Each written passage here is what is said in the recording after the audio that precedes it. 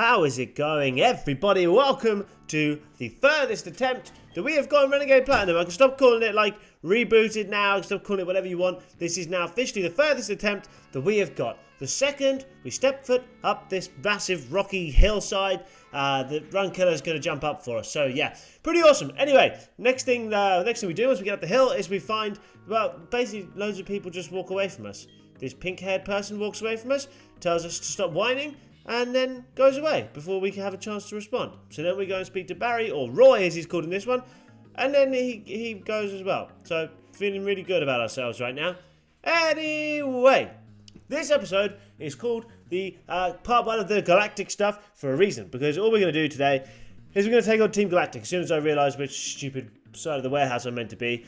This is a pretty battle-heavy episode again, so strap yourselves in. It's going to be a long one. Anyway, we walk around the Galactic warehouse, Galactic headquarters, whatever it's called. Not really a lot happens. I get lost quite often, like quite a lot actually. Like a kind of, well, as usual, I get lost like an embarrassing amount. I mean, it's literally like a minute and a half into this and nothing's happened. Anyway, here we go. The first of the kind of tough battles is this double battle between the two Galactic grunts. Luckily, Perfilis is too strong for everyone. Wipes out Muck with an earthquake and does like a huge chunk to Fortress as well. And Roland finishes it off with a Brave Bird. And eventually, we maneuver things around so that Riker and Joe are in just in time to take out this Yamega, which has got about 900 speed boost. And we're feeling good. We're feeling lucky. We're feeling happy. And yeah, you know, everything was going pretty nice. Like, can't really complain, right? Yes, I can. Because now we have 2 boss battles in a row. And this is the whole thing, right? Like, do you think you get a bit of a breather having no gym battles for a little while? But actually, what you get is a whole load of different boss battles. And the Galactic ones sometimes, I find are even, like, more difficult because they have irritating Pokemon. Like, they have particularly irritating Pokemon, some of them. But anyway, that's not the point. The point is, we've got to do everything we can to make sure we get through these battles without suffering too many losses. So the first one is, of course, Cyrus. It's not the last time we're going to fight him, but it is a pretty good one. We lead off with Perfilis. Choice Scarf Perfilis, by the way, in case you're interested. Crobat goes for the U-turn, so we get a nice rock slide off into the Weavile, and I'm really, really pleased to say we pick up this this thing first up. Nice, done, gone. Perfilis levels up, which is even nicer feeling. Trying to stay nicely below the level cap in case I want to use any of these Pokemon in the electric gym. So next up is Magnezone. This thing's got the Flash Cannon, so we're pretty sure it's going to go for that. We switch into Joe. Joe takes the Flash Cannon like an absolute trooper, like he always does, because Joe is big time. Anyway, more importantly with Joe is he's going to probably bait a Thunderbolt. I go for the Protect to get some lefties recovery and just make sure that we are going to bait a Thunderbolt, just to make sure like we're high enough HP that it doesn't see a kill with Flash Cannon. So then we switch back out into Perfilis, who, as I may have mentioned once before, is Choice Scarf Perfilis. So we nail this thing with an Earthquake, absolutely ruin this thing. There's no way Magnezone is ever surviving that. To be honest, I wouldn't be surprised even if it had a Sugar Berry. I reckon we'd still wipe that thing out. So yeah, that's pretty awesome. Then he sends out a Houndoom. We get intimidated, and just to kind of give you an idea of what I mean, we're intimidated now, but we're going to Earthquake, a -1, and look how much damage this thing does, man. It does so much damage. Like, literally, Perfilis is just too good. It's not a crit. It's on nothing other than Perfilis taking names. That is what this is. Anyway, next thing goes into Honchkrow. Obviously, we're Choice Scarf, which means we're locked into the Earthquake, so we can't do nothing. So we go into Run Killer, expecting a Dark type attack. We do get Night Slashed. It does nothing. That was a crit. Didn't do a single thing. This thing's got like Super Luck and the Scope Lens, I think. So this is like critting all the time. Goes for a Thunder Wave. Not great. Don't really want to get Thunder Wave. We get paralyzed, which kind of sucks. Sandstorms keeps chipping away at Honchkrow, and we get Brave Birded, and well, you guessed it, and that's a big critical hit. And now we're in a little bit of trouble. But luckily, we managed to nail the Rock Climb. We take out the Honchkrow, and so things continue to look up for us. We're doing our best, and like I promised, I'm using the Pokemon you guys kind of want to see, the ones you've named, the ones that are your favourites.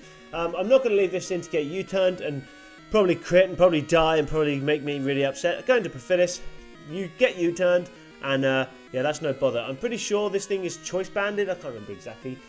So it just gets stuck into U-turn, and that's doing absolutely nothing to us. So we got like 4 chances to land a Rock Slide, and luckily we don't even need them. We land it on the first go. Does almost enough to take out the Crobat, but then the Sand picks it up. So there we go. Cyrus number 1, done. no losses, which is absolutely awesome. He tells us that something about compassion and blah, blah, blah, blah, and that he's really cool and we're not that cool. Anyway, we go up here. I decide, actually, despite overwhelming demand, I'm not going to make a speech.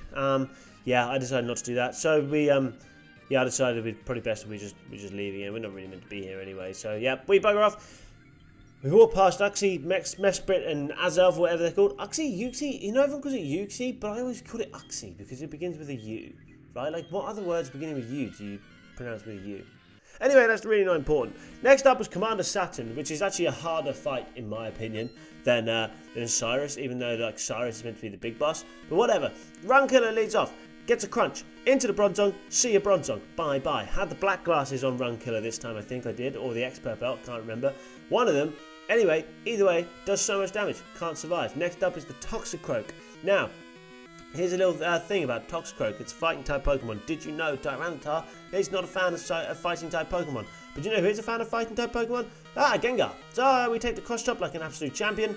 Both of us get buffed by the Sandstorm, and yeah, so that's not so bad. Guess what? Gengar knows Psychic. Guess what? Toxicroak doesn't like Psychic very much. Toxicroak goes down. Bye-bye, Toxicroak. Thanks for trying, but not today, my friend, not today. So we're 2 up, looking fresh, looking good. Feeling really, really handy, really, really good about our position. Next up is the Alakazam. Now, little known fact about Gengar, doesn't like Alakazam very much. Even though it's super effective into Alakazam, Alakazam outspeeds and Alakazam hits it real hard. We get Psychic. We manage to switch into Run Killer and take the Psychic. Run Killer is a Dark type Pokemon. Psychic type attacks do not affect Dark type Pokemon. Using all of our Pokemon knowledge here to make sure we're going to win this. Anyway, I figure we're going to get slammed again. Goes for the Focus Blast. This time, oh yes, this time, does not do enough. Guess what is on Riker this time, my friends? Guess what item I've given Riker? I'll give you a clue. You want the clue? Makes him fast. It's a Choice Scarf. And guess what? That means with the Choice Scarf, we're faster than Alakazam. And guess what Alakazam's defenses are like? Yeah, not very good. Bye-bye, Alakazam. Riker nails him with a Shadow Ball with 3 up. And this is really, really looking good. I'm hoping we can get through this Saturn match without actually losing anyone, which would be absolutely huge. Because, like, sometimes there's double up in battles. If you get to this stage of a Nuzlocke and you've like not got a lot of Pokemon left, you've not done brilliantly at preserving all of your Mons, it can become a real like difficult time. So yeah. Anyway, we switch into Run Killer. I figured we're probably going to take the Fire move, but actually we take a Thunderbolt, and we take it okay thanks to the special defense boost from the Sandstorm. But this thing is Choice Spec, so we're still taking chunks, and we actually get paralyzed again. Again. Anyway, we nail it with a Rock Climb. It's dead, which is a really, really nice feeling to pick that thing up as well. You know, you can never underestimate how nice it feels to be picking up these KOs. He goes into the Octillery. Now, I don't want to get nailed by this Octillery. I have absolutely no interest whatsoever in getting nailed by this stupid Octillery.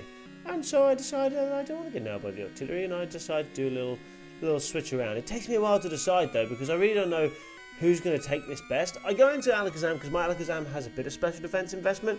Luckily for me, the Hydro Pump actually misses, which is a real bonus. Like, that's a bonus whichever way you look at it, right? Having the Hydro Pump miss. We nail the Psychic, and this does a decent chunk. This time we do get hit by the Hydro Pump, which is not so much fun. We do take quite a bit of damage, but we are still doing okay. We're still in, like, you know, we're survived. We're going to be faster. We get the Psychic off. Artillery goes down. And there's just one Pokemon left before we can call this one a no-death Galactic HQ, which is always a nice feeling to get a no-death Galactic HQ. Anyway, Rhyperior comes out. This thing has got the, I think it's Choice Band, but I couldn't remember. So I had a little look at the, stuff. I think it also, it has. I'm not in a position where I can actually hit it with anything and guarantee a KO. So I switched into Joe just to make sure we take it. And actually, do you know what? I thought we were going to take it way better than we did. And the Earthquake very nearly picks up Joe. And I could just feel the hatred from everyone coming if I'd have killed Joe. But it can't. And like I said, it's choice banded. So we were able to switch in to roll on the Staraptor and seal this one up. But Jesus Christ, I was sitting there when this happened and I had to take a second.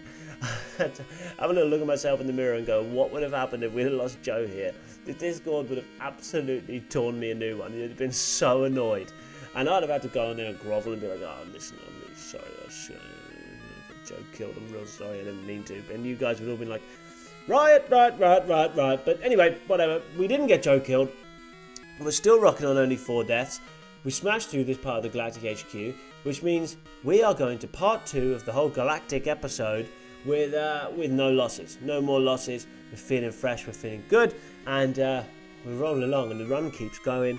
Looks like hopefully we're going to make it to the Dialga Palkia fight, which is coming up. If you spoilers, by the way, sorry, probably should have said that before, but yeah, that's what one of these fights is, which is really, really cool, and I'm really looking forward to it. So there we go. Please do feel free to like and comment on this video, and to follow me and subscribe and do all the awesome stuff that you guys so often do, because it really, really helps me. It's really, really nice.